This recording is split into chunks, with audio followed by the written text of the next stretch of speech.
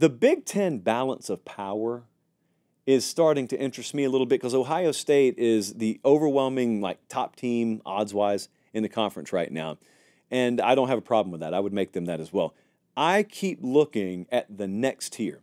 So I'm wondering about Oregon. I'm wondering about USC. I'm wondering about Penn State because those are three teams. USC especially has a loss already. I still think very highly of USC. And I still think that they can contend. They can be a challenger in the Big Ten.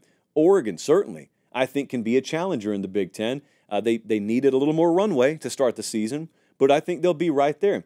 Penn State, a little more reason to question them because the track record's not there, but I think they can also be a contender. And just remember this about Ohio State before we place them up on a pedestal that's not able to be reached.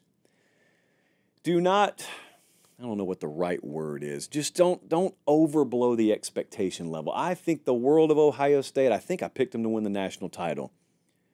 Don't just assume that since all these guys came back defensively, they got way better. They were already good. They were already really good. They are a really good defense now.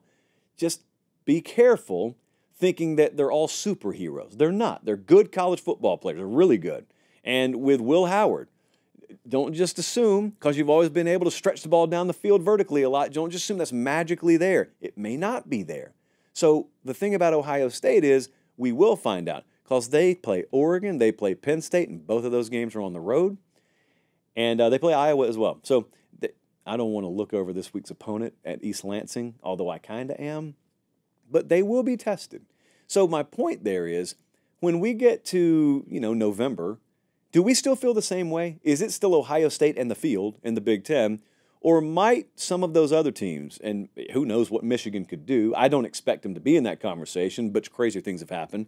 Iowa, Illinois, like Nebraska, I don't expect them to be in that conversation.